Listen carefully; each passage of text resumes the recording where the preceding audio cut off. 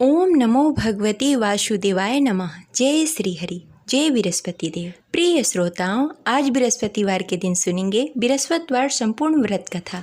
बृहस्पतिवार का दिन भगवान विष्णु को समर्पित है, तो आइए पूरी श्रद्धा और भक्ति के साथ सुनते हैं बृहस्पतिवार संपूर्ण व्रत कथा। तो प्रेम से बोलिए लक्ष्मी नारायण की जय। जय बृहस्पति देव। कथा शुरू करने से पहले इस वीडियो को लाइक करके कमेंट बॉक्स में जय बृहस्पति देव अवश्य लिखें। पौराणिक कथा के अनुसार प्राचीन समय की बात है। भारतवर्ष में एक राजा राज्य करता था। वो बड़ा ही प्रतापी और दानी था। वह नित्य प्रति मंदिर में भगवत दर्शन करने के लिए जाता और ब्राह्मणों और गुरु की सेवा किया करता। उसके द्वार से कोई भी याचक निराश होकर नहीं लौटता। वह प्रत्येक गुरुवार को व्रत रखता एवं पूजन करता, गरीबों की सहायता करता। परंतु यह सब बातें उसकी रानी को बिल्कुल अच्छी नहीं लगती थी।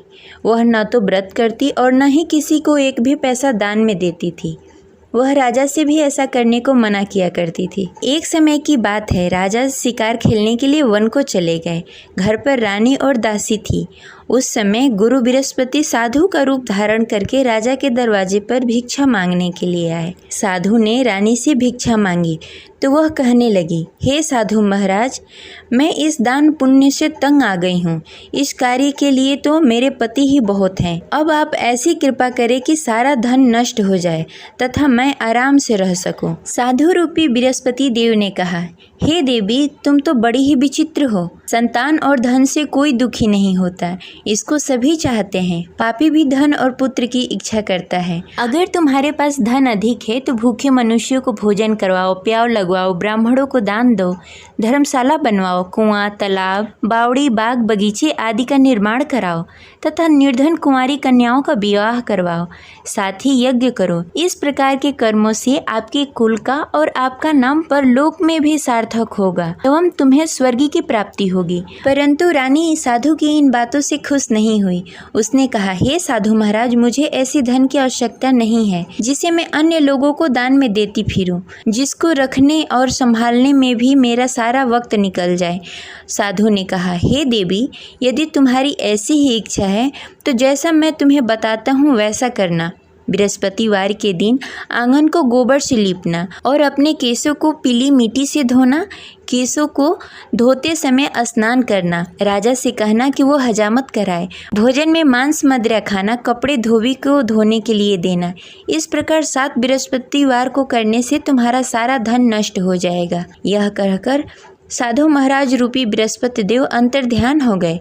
रानी ने साधु के कहने के अनुसार 7 बृहस्पतिवार तक वैसा ही करने का विचार किया। साधु के बताए हुए कार्य करते हुए केवल 3 ही बृहस्पतिवार बीते कि उसकी सारी संपत्ति नष्ट हो गई। भोजन के लिए भी 2 समय परिवार तरसने लगा तथा सांसारिक भोगों से दुखी रहने लगा। तब राजा रानी से कहने लगा कि हे रानी, तुम यहाँ पर रहो, मैं दूसरे देश जा रहा हूँ। क्योंकि यहाँ पर मुझे सभी मनुष्य जानते हैं, इसलिए मैं यहाँ कोई कार्य नहीं कर सकता। मैं अब परदेश जा रहा हूँ, वहाँ कोई काम धंधा करूँगा, शायद हमारे भाग्य बदल जाए। ऐसा कहकर राजा परदेश को चला गया। वो वहाँ जंगल से लकड़ियाँ काट कर लाता और शहर में बेचता। इस तरह जीवन व्यतीत करने लगा। इधर राजा के बिना रानी और दासी दुखी रहने लगी। किसी दिन भोजन मिलता और किसी दिन जल पीकर ही रहना पड़ता। एक दिन रानी और दासी को भोजन किए बिना 7 दिन व्यतीत हो गए। तो रानी ने अपनी दासी से कहा, हे दासी, यहाँ पास के नगर में मेरी बहन रहती है।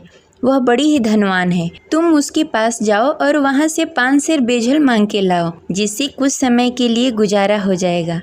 दासी रानी की बहन के पास गई। रानी की बहन उस समय पूजा कर रही थी। बृहस्पतिवार का दिन था। दासी ने रानी की बहन से कहा, हे रानी, मुझे आपकी बहन ने भेजा है, मुझे 5 सेर बेजल दे दो। दासी ने यह बात अनेक बार कही, परंतु रानी की बहन ने कोई उत्तर नहीं दिया, क्योंकि वह उस समय बृहस्पतिवार का कथा सुन रही थी। जब दासी को रानी की बहन की कोई उत्तर नहीं मिला तो वह बहुत ही दुखी हुई। उसे क्रोध भी आया। वह लौटकर रानी से बोली, हे रानी, आपकी बहन बहुत ही घमंडी है। वह छोटे लोगों से बात नहीं करती। मैंने उससे कहा, उसने कोई उत्तर नहीं दिया। मैं वापस चली आई। रानी बोली, हे दासी, उसमें उसकी कोई गलती नहीं है। जब बुरे दिन आते हैं तब कोई असहारा नहीं देता। अच्छे बुरे का पता विपत्ति में ही लगता है। जो ईश्वर की इच्छा होगी वही होगा, यह सब हमारे भाग्य का दोष है। उधर रानी की बहन ने सोचा कि मेरी बहन की दासी आई हुई थी, परंतु मैं उससे नहीं बोली, इससे वह बहुत दुखी हुई होगी। अतः कथा सुन बृहस्पति भगवान का पूजन समाप्त करके अपनी बहन के घर गई और कहने लगी, हे बहन, मैं बृहस्पतिवार का व्रत कर रही थी, तुम्हारी दासी हमारे घर आई थी, परंतु जब तक हम कथा सुनते हैं तब तक हम लोग न उठते हैं न किसी से बातें करते हैं, इसलिए मैं नहीं बोली। कहो दासी क्यों गई थी? रानी बोली, बहन, हमारे घर अनाज नहीं था। वैसे तुमसे कोई बात छिपी नहीं है, इस कारण मैंने दासी को तुम्हारे पास 5 सर बेजल के लिए भेजा था। रानी की बहन बोली, बहन देखो, बृहस्पति भगवान सबकी मनोकामनाएं पूर्ण करते हैं, देखो शायद तुम्हारे घर में कहीं अनाज रखा हो। यह सुनकर दासी घर के अंदर गई, वहाँ से उसे एक घड़ा बेजल का भरा हुआ मिल गया। उसे बड़ी हैरानी हुई क्योंकि उसके एक एक बर्तन देख लिया था। उसने बाहर आकर रानी को बताया। दासी अपने रानी से कहने लगी, हे रानी देखो, वैसे हमको जब अन्न नहीं मिलता तो हम रोज ही व्रत करते, अगर इनसे इस व्रत की विधि और कथा पूछ ली जाए तो हम भी इस व्रत को किया करेंगे। दासी के कहने पर रानी ने अपनी बहन से बृहस्पतिवार के व्रत के बारे में पूछा।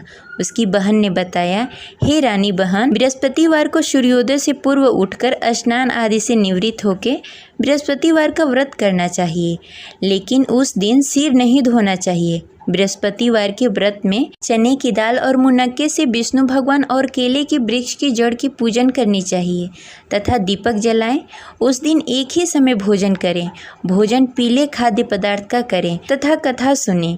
इस प्रकार करने से गुरु भगवान प्रसन्न होते हैं और अन्न पुत्र धन देते हैं। इस प्रकार व्रत और पूजन की विधि बताकर रानी की बहन अपने घर को लौट गई। रानी और दासी दोनों ने ही निश्चय किया कि वे बृहस्पति भगवान का पूजन जरूर करेंगी। 7 दिन बाद जब बृहस्पतिवार आया तो दोनों ने व्रत रखा। घुड़सार में जाकर चना और गुड़ बीन लाई तथा उसकी दाल से केले की जड़ में विष्णु भगवान का पूजन किया। अब भोजन कहाँ से आए? दोनों बड़ी ही दुखी हुई, परंतु उन्होंने व्रत किया था, इस कारण बृहस्पति देव भगवान प्रसन्न थे। वे एक साधारण व्यक्ति के रूप में 2 थालों में सुंदर पीला भोजन लेकर आए और दासी को देकर बोले, हे दासी, यह भोजन तुम्हारे और रानी के लिए है, तुम दोनों करना। दासी भोजन पाकर बड़ी ही प्रसन्न हुई और रानी से बोली, रानी जी भोजन कर लो। रानी को भोजन आने के बारे में कुछ पता नहीं था, इसलिए वह दासी से बोली, जा तू ही भोजन कर ले, क्योंकि तू हमारी व्यर्थ में हंसी उड़ाती है। दासी बोली, एक व्यक्ति अभी भोजन देकर गए हैं। रानी कहने लगी, वह भोजन तेरे लिए दे गए होंगे, तू ही भोजन कर ले। दासी ने कहा, वह व्यक्ति हम दोनों के लिए भोजन की थाली लेकर आए हैं, इसलिए मैं और आप दोनों ही साथ भोजन करेंगी। फिर दोनों ने गुरु भगवान का नमस्कार किया और भोजन प्रारंभ किया। उसके बाद से वे प्रत्येक बृहस्पतिवार को गुरु भगवान का व्रत और पूजन करने लगी। बृहस्पति भगवान की कृपा से उसके पास धन हो गया, परंतु रानी फिर पहले की तरह आलस्य करने लगी। तब दासी बोली, देखो रानी, तुम पहले भी इस प्रकार का आलस करती थी, तुम्हें धन को रखने में कष्ट होता था, इस कारण सभी धन नष्ट हो गए। अब गुरु भगवान की कृपा से धन मिला है तो फिर तुम्हें आलस्य होता है। बड़ी मुसीबतों के बाद हमने यह धन पाया है, इसलिए हमें दान पुण्य करना चाहिए।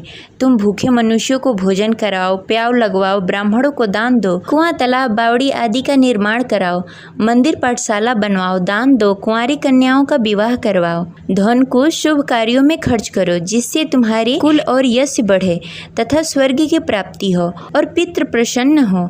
दासी की इन बातों को मानकर रानी ने इसी प्रकार का कार्य करना प्रारंभ कर दिया, जिससे उसका काफ़ी यश फैलने लगा। एक दिन रानी और दासी आपस में विचार करने लगी, न जाने राजा किस दशा में होंगे, उनकी कोई खोज खबर नहीं है। गुरु भगवान से उन्होंने प्रार्थना की और भगवान ने रात्रि में राजा को स्वप्न में कहा, हे राजा, उठ, तेरी रानी तुझे याद करती है, अब अपने देश को लौट जा।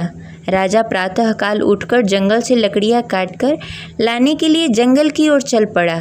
जंगल में गुजरते हुए वह सोचने लगा, रानी की गलती से कितने दुख भोगने पड़े। राजपाट छोड़कर जंगल में आकर रहना पड़ा। जंगल में लकड़ियां काटकर उन्हें बेचकर गुजारा करना पड़ा। उसी समय उस जंगल में बृहस्पति देव साधु के रूप में प्रकट हुए और राजा से पूछने लगे, हे लकड़हारे, तू इस सुनसान जंगल में किस चिंता में बैठा है, मुझे बताओ। यह सुनकर राजा के नेत्रों में जल भर आया और साधु की वंदना कर बोला, हे प्रभु, आप सब कुछ जानते हैं। इतना कहकर राजा ने साधु को अपनी संपूर्ण कहानी सुनाई। महात्मा तो स्वभाव से ही दयालु होते हैं। वे राजा से बोले, हे राजा, तुम्हारी रानी ने बृहस्पति देव के प्रति अपराध किया था, जिसके कारण तुम्हारी यह दशा हुई। अब तुम किसी प्रकार की चिंता मत करो, भगवान तुम्हें पहले से भी अधिक धन देंगे। देखो, तुम्हारी पत्नी ने बृहस्पतिवार का व्रत करना प्रारंभ कर दिया है। अब तुम भी बृहस्पतिवार के दिन व्रत रखो। चने की दाल और गुड़ जल के लोटे में डालकर केले के पत्ते में विष्णु भगवान का पूजन करो। फिर कथा कहो या सुनो, भगवान तुम्हारी सब मनोकामनाएं पूर्ण करेंगे। साधु को प्रसन्न देखकर राजा बोला, हे प्रभु, मुझे लकड़ी बेचकर इतना पैसा भी नहीं बचता जिससे भोजन करने के उपरांत कुछ बचा सकूं। मैंने रात्रि में अपनी रानी को व्याकुल देखा। मेरे पास कोई साधन नहीं जिससे समाचार जान सकूं। फिर मैं बृहस्पतिवार की कौन सी कहानी कहूं या सुनूं, मुझको तो कुछ भी मालूम नहीं है। साधु ने कहा, हे राजा, तुम किसी बात की चिंता मत करो। बृहस्पतिवार के दिन तुम रोजाना की तरह लकड़ियाँ लेकर शहर जाओ। तुम्हें रोज से दुगना धन प्राप्त होगा, जिससे तुम भली भांति भोजन कर लोगे तथा बृहस्पति देव की पूजा सामग्री भी लेकर आओगे। बृहस्पति देव की कथा इस प्रकार है। प्राचीन काल में एक बहुत ही निर्धन ब्राह्मण था। उसके घर में कोई संतान नहीं थी। वह नित्य प्रति पूजा पाठ करता, परंतु उसकी स्त्री बहुत ही मलिनता के साथ रहती। वह न स्नान करती, न ही किसी देवता का पूजन करती। प्रातःकाल उठते ही सर्वप्रथम भोजन करती, बाद में कोई अन्य कार्य करती। ब्राह्मण देवता बहुत ही दुखी रहते थे। पत्नी को बहुत समझाते, किंतु उसका कोई परिणाम नहीं निकलता। भगवान की अनुकंपा से एक समय ब्राह्मण की पत्नी गर्भवती हुई और 10वें महीने एक सुंदर कन्या को जन्म दिया। निर्धन ब्राह्मण कन्या के जन्म से बहुत दुखी हुआ। धीरे धीरे ब्राह्मण की कन्या बड़ी होने लगी। बचपन से ही उस कन्या की रुचि भगवान विष्णु की पूजा में थी। वह प्रातः उठती, स्नान ध्यान करती, उसके बाद भगवान विष्णु की पूजा करती और मंदिर में जाती। बृहस्पतिवार को व्रत करके विधि विधान पूर्वक पूजा पाठ करती।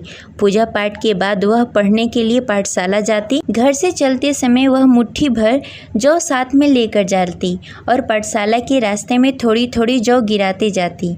जब पाठशाला से लौटकर आती, जौ के दाने सोने में बदल जाते। लड़की सभी सोने के दाने बीन लाती। एक दिन जब वह सोने के दानों को साफ कर रही थी, तो उसकी माँ ने कहा, बेटी, सोने के दाने साफ करने के लिए सोने का सूप भी होना चाहिए। अगले दिन बृहस्पतिवार था। उसने भगवान बृहस्पति देव की पूजा करते हुए प्रार्थना की, हे भगवान, यदि मैंने आपका व्रत विधि विधान से किया हो तो मुझे सोने का सूप दे दो। भगवान बृहस्पति देव ने उसकी मनोकामना पूरी करने का वचन दिया। पाठशाला से लौटते समय उसने रास्ते में सोने का सूप पड़ा हुआ मिला। घर लौटकर सोने का सूप अपनी माँ को दिखाकर वह सोने के दाने साफ करने लगी।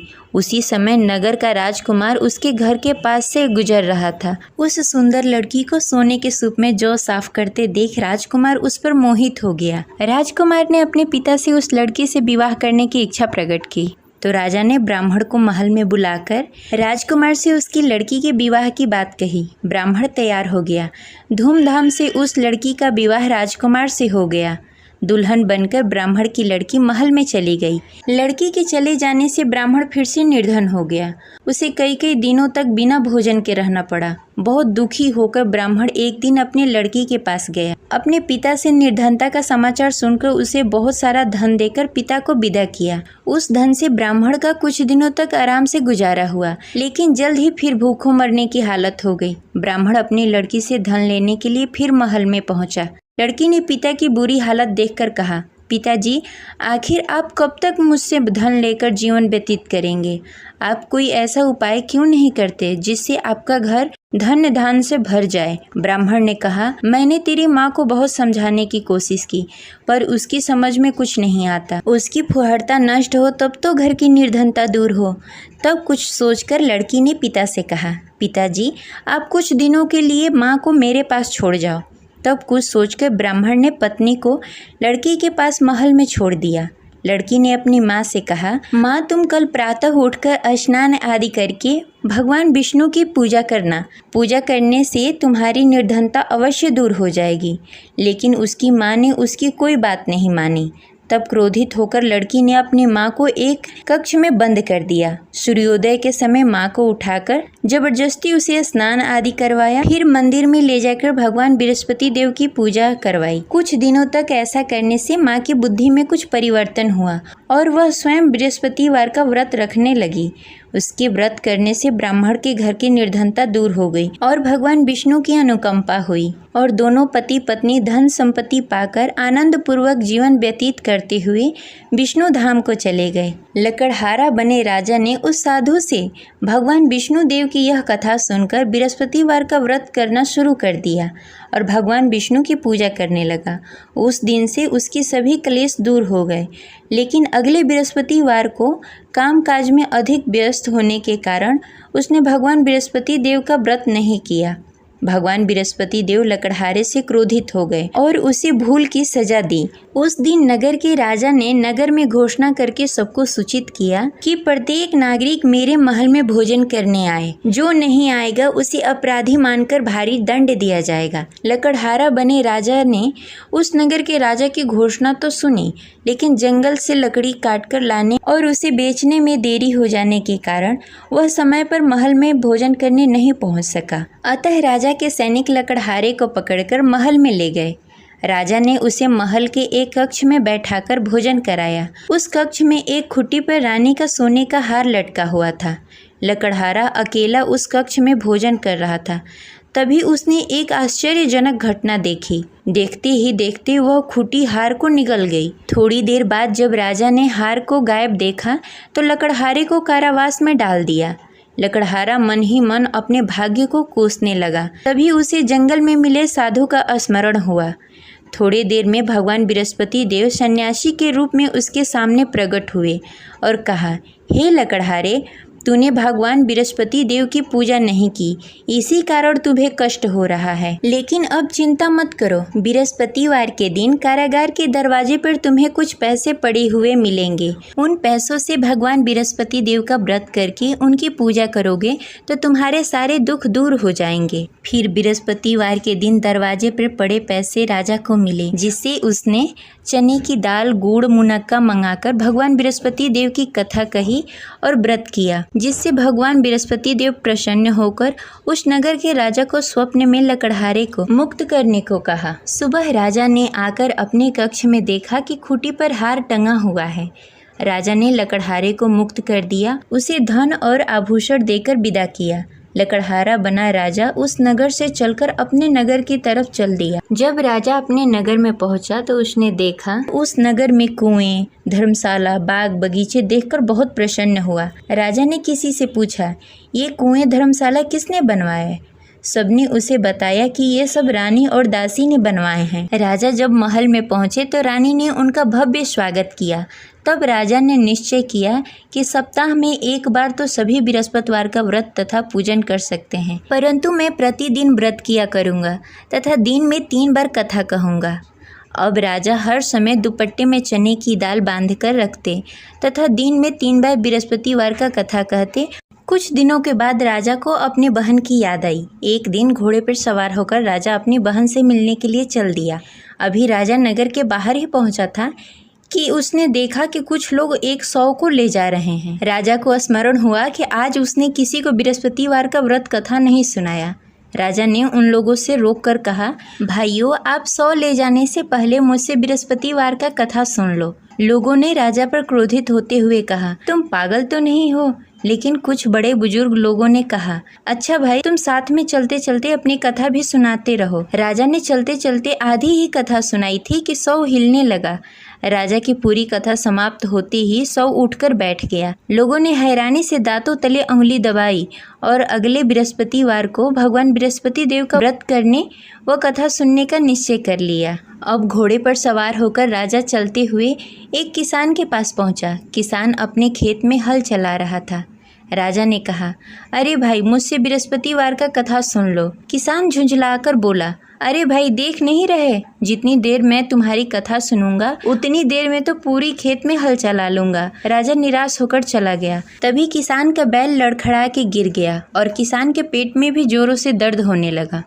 जब उसकी पत्नी वहां आई तब उसने पूछा कि क्या हुआ। किसान ने घुड़सवार की पूरी कहानी सुनाई कि पत्नी दौड़ती हुई राजा के पास पहुंची और हाथ जोड़कर बोली, भैया, मैं तुम्हारी कथा सुनने के लिए तैयार हूँ। राजा ने उसके साथ खेत पर पहुंचकर बृहस्पतिवार की कथा सुनाई।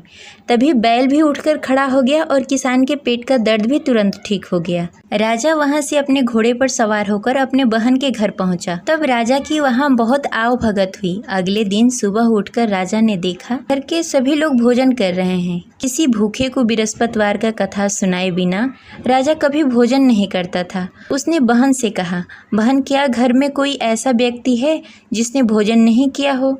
उसकी बहन ने बोला, भैया, हमारे घर तो क्या, आपको पूरे नगर में कोई ऐसा व्यक्ति नहीं मिलेगा जिसने सुबह सुबह भोजन नहीं किया हो। तब राजा ने बहन के घर से निकलकर उस नगर में बिना भोजन किए हुए व्यक्ति की तलाश करनी शुरू की। एक गडेरिये के घर में उसका बेटा बीमार होने के कारण भूखा रह गया था।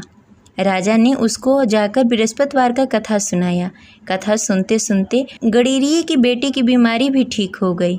सबने राजा की बहुत प्रशंसा की। एक दिन राजा ने अपनी बहन से कहा, बहन, अब हम अपने घर जाना चाहते हैं, तुम भी हमारे साथ चलो, कुछ दिन वहाँ रहकर लौट कर आना। राजा की बहन ने अपनी सास से पूछा तो सास ने ताने देते हुए कहा, बहू, मायके जाना हो तो अकेली जाना, मेरे पोतों को लेकर नहीं जाना। तुम्हारे भाई की कोई संतान नहीं है, कहीं तुम्हारी भाभी मेरे पोतों को भी जादू टोना न कर दे। दूसरे कक्ष में बहन की सास की बातें सुनकर राजा दुखी मन से अकेले ही अपने नगर को लौट गया। रानी ने राजा से कहा, आप तो अपनी बहन को साथ लाने गए थे, फिर बहन को साथ क्यों नहीं लेकर आए? तब राजा ने दुखी होते हुए कहा, रानी, हम निसंतान हैं, इसलिए कोई हमारे घर आना पसंद नहीं करता। रानी ने राजा को समझाते हुए कहा, मैं बृहस्पति देव ने सब कुछ दिया है, अब भगवान बृहस्पति देव हमें संतान भी अवश्य देंगे।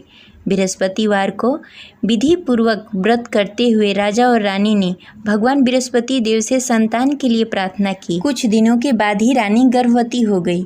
10वें महीने रानी ने एक सुंदर बालक को जन्म दिया। राजा रानी जीवन पर्यंत बृहस्पतिवार का व्रत करते रहे। उनके घर में धन धान्य की वर्षा होती रही। इस तरह अनंत पूरक जीवन यापन करते हुए राजा रानी भगवान बृहस्पति देव की अनुकंपा से मोक्ष को प्राप्त हो गए। बृहस्पतिवार को विधि पूर्वक व्रत करके जो स्त्री पुरुष भगवान विष्णु की पूजा करते हैं, उनकी सभी मनोकामनाएं पूर्ण होती है। जय बृहस्पति देव।